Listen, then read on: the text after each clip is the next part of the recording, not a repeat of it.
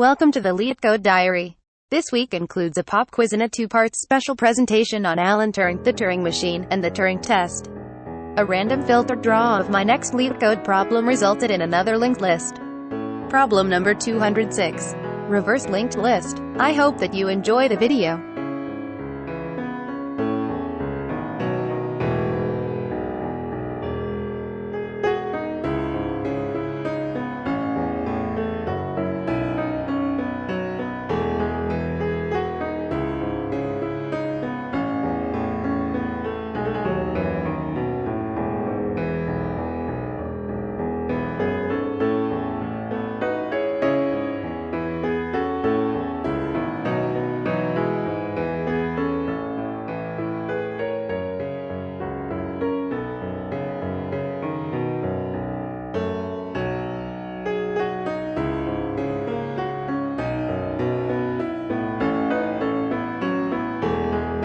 First up is the pop quiz.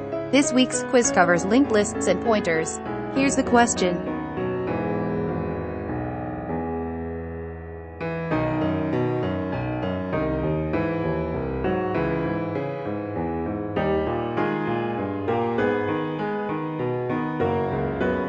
Here's the answer.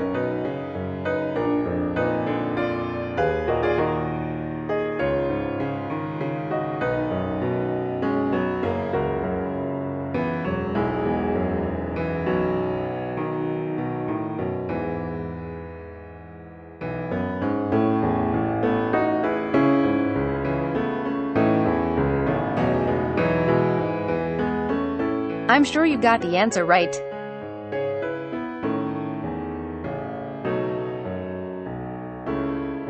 Leetcode problems are stressful enough. No need to start off with a challenging quiz.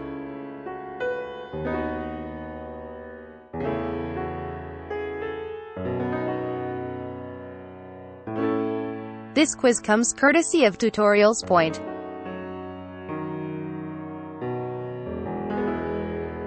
Okay, let's get started.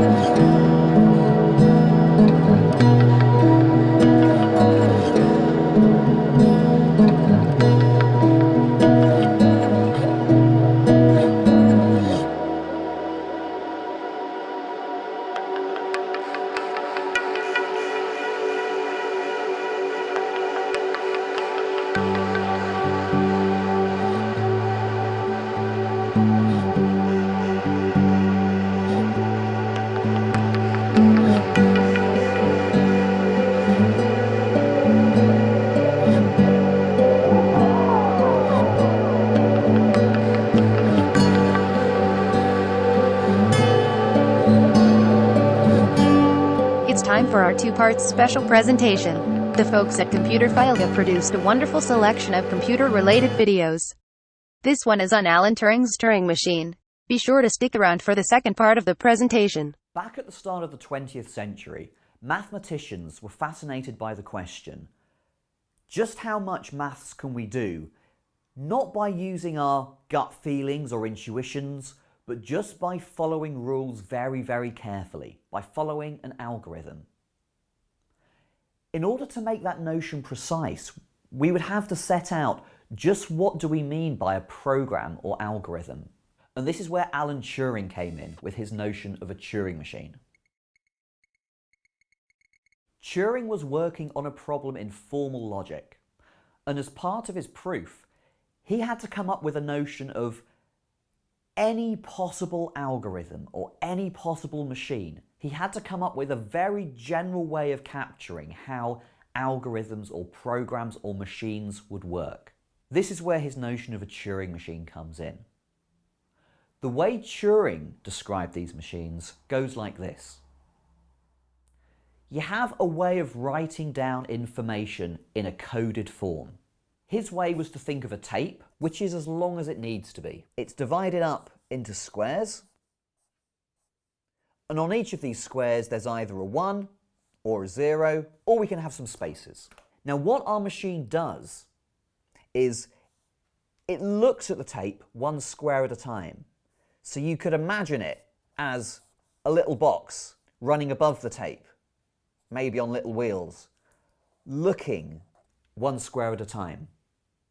And that information codes up a question or a problem that we want solved. What the Turing machine does is really simple. At any moment in time, it's in a particular state and it's looking at one square on the tape.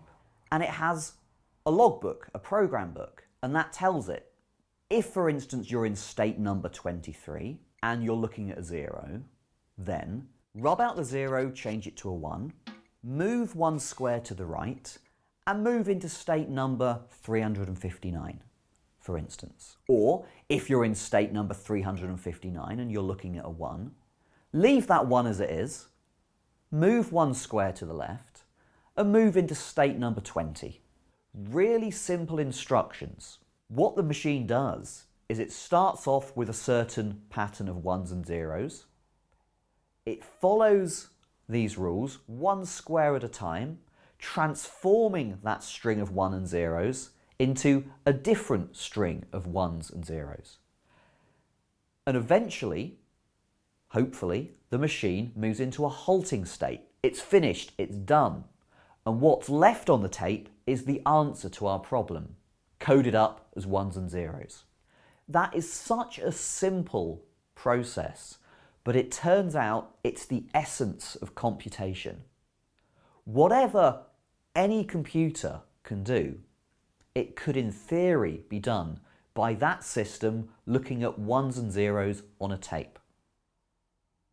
So that's why we say that Turing, in coming up with this idea of Turing machines, in effect came up with a blueprint for modern digital computers. Those computers manipulate strings of 1s and 0s to solve problems. This really simple idea that we find in Turing machines is actually so powerful that all modern computers basically do what Turing machines do. And we use this idea to evaluate the strength of modern computer programs. When a computer program can do what a Turing machine can do, we call it Turing complete. And that is the top of the hierarchy of program strength.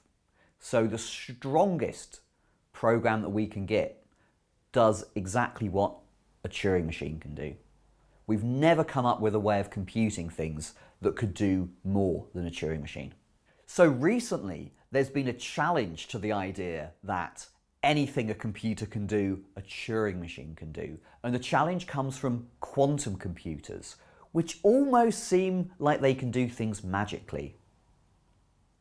My take on this is that a quantum computer can't do more than a Turing machine, but it can do things more efficiently. For instance, if you asked a classical computer, to find you a phone number in the phone directory, you have to look through every single entry. It takes a long time. But a quantum computer can do that more efficiently. Don't ask me how. Look what happens. If I've read a 0, which I have there, what do I then do? The answer is I overwrite it with a 1. Call that machine H for the halting problem. If you give me that machine, I can transform it into a different machine, like this.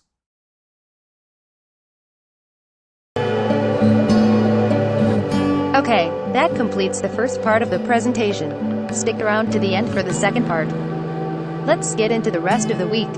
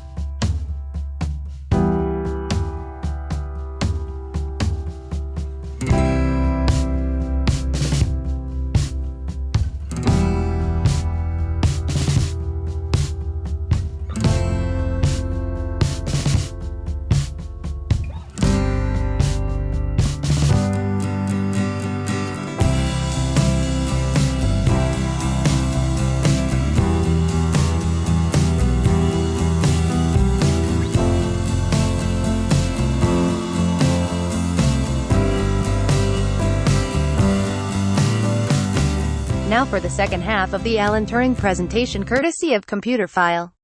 The topic of discussion is the Turing test. It's probably like nuclear fusion, you know, you ask people when will the first nuclear fusion power be available, and the answer is always in 50 years' time.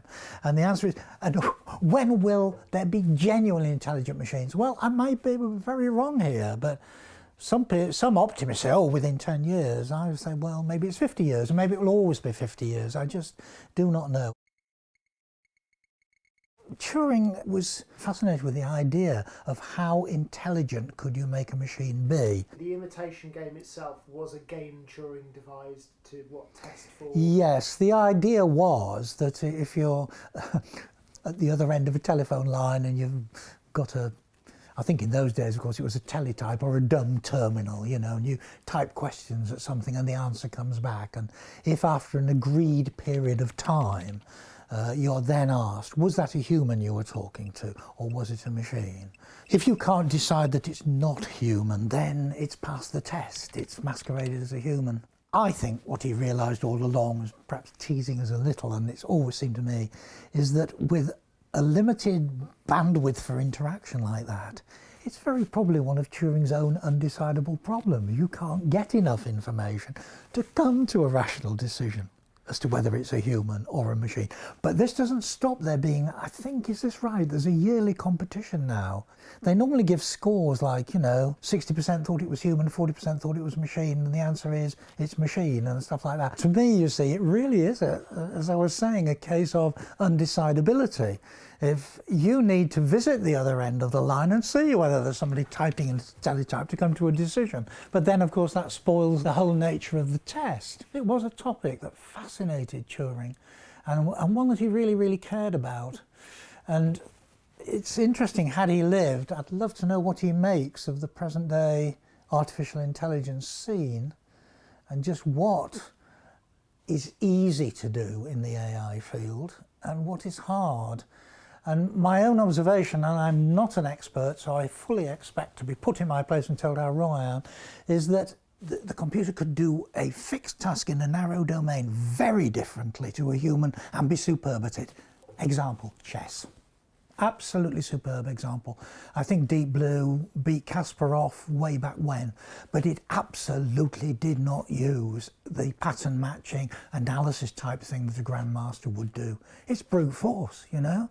The whole game tree, as it were, of chess. If I do this, then do that, then do that. I mean, your average chess player might be able to look 6 or 7 moves ahead over all possibilities. Blessed Deep Blue can go, Lord knows how many moves ahead. And actually, this, I think, is a good exemplar of this, because what grandmasters were missing, and actually what I think Ken Thompson's chess machine, Bell, helped to fill in, is I think he did all 5-piece endings or something like that. And the ones that the grandmasters didn't know about because they needed tons of look ahead, I think this is right, is the ones where you absolutely do something stupid. You go miles away, and the rest of them say, don't do that, no, you don't do that, this machine's stupid, it's going to lose, you know. And then right at the very end, a tiny little thing that nobody had noticed, and from the absolute depths of near defeat, he suddenly finds a sneaky little way to make this pawn do that and that and that. Before you know where you are, it has squeaked a narrow victory in only 10,000 moves or something like that. You know, I'm exaggerating, but you get the idea that it's those where you would have to go miles away from the solution into an area where a human would say there's no hope, everything's lost. But it isn't. There's a sneaky little alleyway through to getting a victory. That's the kind of thing that a machine can do that a human can't. But then the other side of that is the travelling salesman problem, where there are so many possibilities, but a human would just look at a map and go, well, I'm going to try that. Well, there is a connection there. It's an interesting one too. You're quite right that it's one of these classic NP-complete problems. You know, it is believed that there is no way to get the perfect answer than simply to look at every single possibility. And the monumental way the combinations of those add up is just mind-boggling. However, what I think people in the field will tell you is there is a very good set of algorithms which will give you a pretty darn good answer, even though it might not be absolutely perfect. And that's the difference. It's between, you know, good enough within 5 or 6% of the best versus must be absolutely the best route. And so that kind of brings me back round to the whole human versus computer Turing thing, which is, if I'm on the end of the phone or the teletype and I say, I don't know, what colour is music? Yeah. This is the problem about that Turing test game, you know, you could get either end of the equation trying to play silly games. I think there was a program called Parry, probably invented, was it at Stanford? Somewhere in America. Parry was going to replicate the speech patterns of a paranoid schizophrenic, you see. And you can imagine, if you're up against that and you don't know whether the other end is actually a real schizophrenic person or a program simulating that behaviour, that is far harder to tell the difference on. Because, you know, you ask some perfectly ordinary question like, what is 2 plus 2? I don't know why you're focusing on 2. It's my hated number and all this kind of stuff. It makes it very, very difficult to start saying that is a human, but one with a mental problem, versus that is a program that's simulating that sort of thing. So I think it's the thing that AI always runs into, is this, that getting a part-way answer, but by very different routes than a human would, and giving you enough information about navigating through a town to be useful, it's fine. It's when you start wanting total perfection and fantastic subtlety that things fall apart. Because that's the thing as well, the ambiguity that humans are accustomed to, and the idea of inflection and tone being key. Yeah. So for instance, okay Google, how do you pronounce something in Hungarian? Here is your translation. So it's given us the word for something in Hungarian, and bless it, it's told us that you pronounce it like this. Follow me. But I'm being more general about this. I want to know how Hungarians pronounce things. I'm being ambiguous, I suppose. Things like ambiguity and use of similes and metaphors is a classic for throwing things off. There's a real classic from the 70s, I think it is, you know. Okay, artificial intelligence program, analyse the difference between time flies like an arrow and fruit flies like a banana. Now, that's a beauty, because, you know, time flies like an arrow, it's a simile and all this kind of thing, extension of a metaphor. But on the other hand, the other one, which on the surface has got a very similar grammatical structure, time flies is a noun phrase, like, it's not like being used in the simile sense, it's like is enjoy, and they're clearly eating a banana, you say. Now, it's that kind of subtlety and that kind of knowledge of how the real world works, allied to syntactic analysis. That's what you and I use all the time, you know, and what computer systems would find so very, very difficult. Because, of course, you're inviting the computer program to sort of say, hey, there must be a thing called a time fly, and they live on an exclusive diet of arrows. And yet we know that's impossible. So, you see, we're using that kind of knowledge over this whole domain of what the real world is like in order to disambiguate between those two. All the successes of artificial intelligence tend to be in narrow domains. You know, if you're, like I say, playing chess is one example. There's a thing they did at Stanford, mycin, I think it was, about antibiotics and their effect. And the great advantage, of course, with a computer is if it is all done by logic, then it will do it and it will not get tired and it will not usually make mistakes, unless you're counting up Gangnam Style hits. But that's the point. You know, you don't get bored, you don't make mistakes if you're a computer. So therefore, that's why they often outperform humans. Roger Penrose, very famous mathematician at Oxford, got really rather hot under the collar about all this. I think he wrote a book called something like The Emperor's New Mind, had a real go at artificial intelligence. Basically said the trouble is you're assuming that the human brain is just like a very complex Turing machine. Well, I am convinced it's more than that. I, Roger Penrose, think there are quantum effects. And if only my neurological medical friends would tell me how to find them and how to categorize them, I might be able to tell you more about the computational model that is really going on in the human brain. But I've not read anything about that recently, so it's on the to-do list, I think. Friendly environment by enveloping it around the agent in question. kilometre, and every time that got up to 9, it would nudge the dial to the left of it to move on one place. So it gets stuck in what's called a local maximum or a local minimum. On the left will be 2 to the power zeros. I hope you enjoyed the presentation on Alan Turing. Please be sure to drop by the Computer File YouTube channel where you will find loads of interesting computer science information. Stick around a little longer. I did do some Leetcode over the weekend in an attempt to wrap things up a bit.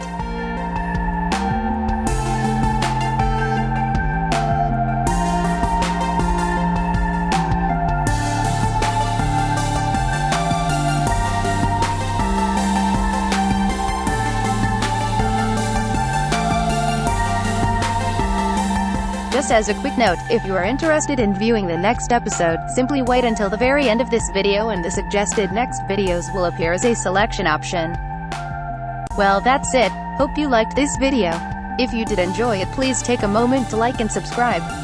By doing so, you show your support for the channel. Your support will be greatly appreciated.